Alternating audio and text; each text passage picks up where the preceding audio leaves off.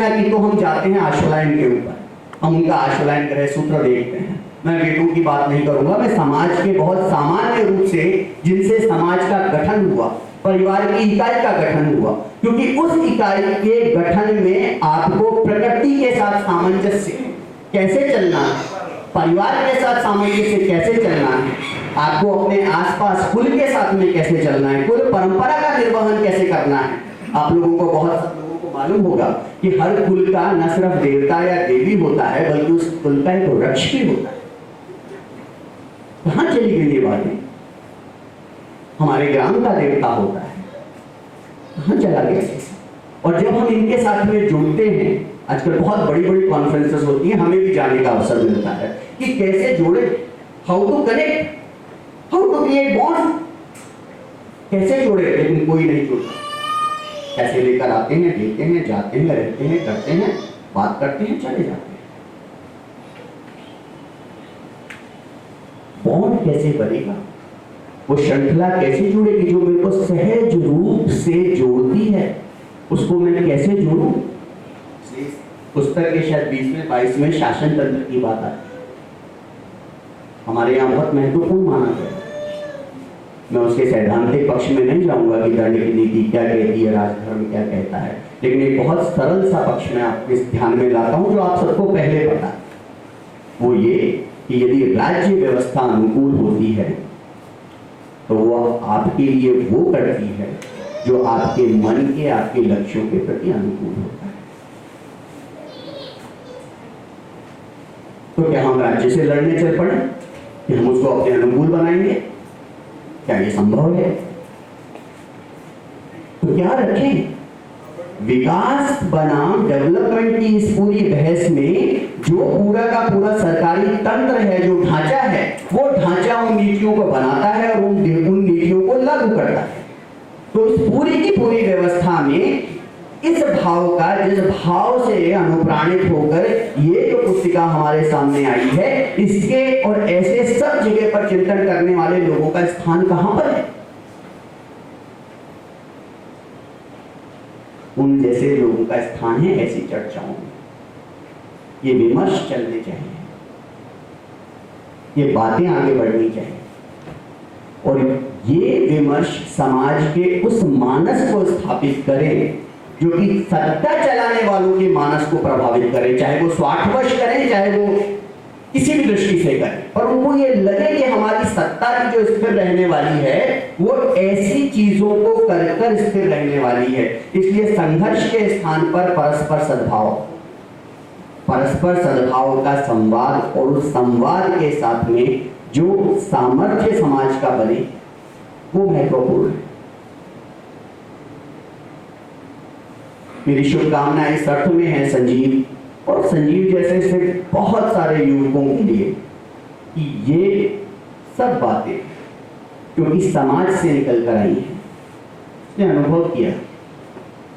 जहां वो जिस एनजीओ के साथ में काम करता था उसको दिल्ली भर में जाने का मौका मिला,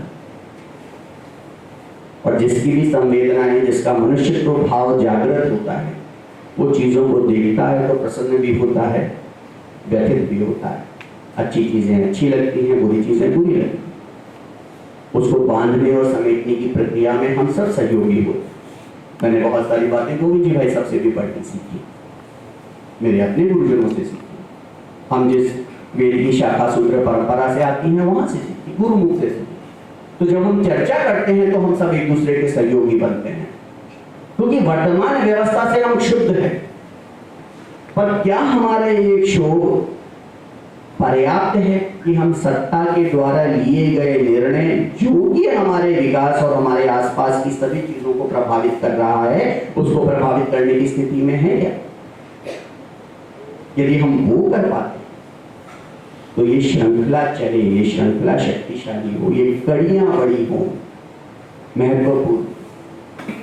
और इस चर्चा से, इस संवाद से, इस विमर्श से जो सामर्थ्य, जो बल बने, वो बल सत्ता को किसी भी दृष्टि से इस बारे में विवश करे कि वो निर्णय ले जिससे कि हमारे लक्ष्यों के अनुरूप काम हो, ये सृष्टि आदि अनादिकाल से चलती है और कलयुग के समाप्त होने में भी बहुत समय है। कल के भगवान आए नहीं। कई बार लोग मुझसे पूछते हैं कि क्या होगा, सब कुछ नाश हो जाएगा। मैं कहता हूँ निश्चित रहिए, कोई नाश नहीं होने वाला। लोक संग्रह के भाव से हमें काम करना है, हमें स्वयं से वो उदाहरण बनना है, हमारे आसपास में ऐसे उदाहरण बनने में सहयोग करना है जिससे कि लोग ऐसी सभी शक्तियों को जो धर्म से प्रेरित हैं, धर्म से अनुप्राणित हैं, धर्म को लेकर केंद्रित हैं, धर्म के अधिष्ठान पर खड़ी हैं, उन सबको संबल मिले। इसलिए सहयोग वहां करना है, हमें सहयोगी होना है और इस सहयोग से जो बल बनेगा वो बल आगे जाएगा। क्योंकि तो भगवान कल की आएंगे तो निश्चित रूप से वो किसी न किसी माता पिता के गर्भ से, उनके रेतस से, उनके रज से तो वो आएंगे ना, आएंगे तो देह मनुष्य की देह में, तो निश्चित रूप से वो सब चीजें होंगी ही होंगी जो कि किसी भी अवतार के लिए आवश्यक होती हैं। अवतारों के उसमें मैं नहीं जाऊंगा क्योंकि आप सब जानते हैं जिस भी माध्यम से, लेकिन अवतार के लिए होने के लिए उनका शुद्ध होना और उनका धर्म का आग्रही रूप से उस परंपरा को जीवित रहना रखने के लिए आवश्यक होता है। तो ये बात तो तय हो गई है कि हमारी परंपरा जीवित रहेगी। भले कितना दे पाते हैं हम जन्म जन्मांतर को, पूर्व जन्म को, उन संस्कारों को मानने वाले लोग हैं। अभी बहुत सुंदर बात कही, मुझे नहीं पता किस भाव से कही, पर मैं उस भाव को प्रणाम करता हूँ जो हमारे संचालक हैं कि कई जन्मों से आती है। बिल्कुल सत्य, जन्मों जन्मों के संचित पुण्य, हमारे माता पिता, हमारे पूर्वजों के जो संचित पुण्य हैं, उन सबका ये सदपरिणाम है। संभवतः ये भी हो सकता है कि इसलिए मैं पश्चिम के लोगों को पढ़ता अवश्य हूं, लेकिन मैं उनको स्थान नहीं दे पाता। मैं जब भी सीखने समझने की बात करता हूं और मैं सब मित्रों को कहता हूं, मेरे से बड़ों के साथ निवेदन करता हूं, मेरे साथ वाले लोगों से आग्रह करता हूं, और जो छोटे मुझे उस तरह से मान देते हैं उनको निर्देश रूप में भी कहता हूं कि भैया पढ़ना है तो ये पढ़ो, अपनी कुल परंपरा के अनुरूप पढ़ो, क्योंकि वहां पर जो आपके देवी देवता हैं वो आपको सहयोग करेंगे। ये काम बिना उस दिव्यता के नहीं हो सकते हैं। ये भ्रम है कि सिर्फ ये बौद्धिकता के बल पर ये चीजें हो जाएंगी, निश्चित रूप से नहीं होंगी। अब समाज में कुछ आलोड़न विलोड़न आरंभ कर सकते हैं ऐसे तथ्य देकर, लेकिन परिवर्तन का जो धर्म है वो परिवर्तन का धर्म निश्चित मानकर चलिए, बिना दिव्य विभूतियों के संभव नहीं है, कहीं पर भी नहीं हुआ है। चलो फ्रांस की क्रांति की बहुत बातें हुई हैं, 6 साल बाद क्या हुआ इसके बारे में कौन कहता है? कोई नहीं बात करता। बहुत लोग अमेरिकन रेवोल्यूशन की बात करते हैं, क्या हुआ? महिलाओं तक को, श्वेत लोगों तक को अधिकार नहीं। हमारे सामने जो मानदंड दिखाए जाते हैं किसी भी दृष्टि से, मैं सिर्फ विकास की बात नहीं कर रहा हूं, विकास उसकी सिर्फ एक प्रतिक्रिया भर है कि कैसे हम अपने हितों को रक्षण करने के लिए उन पर बलात् कब्जा करेंगे।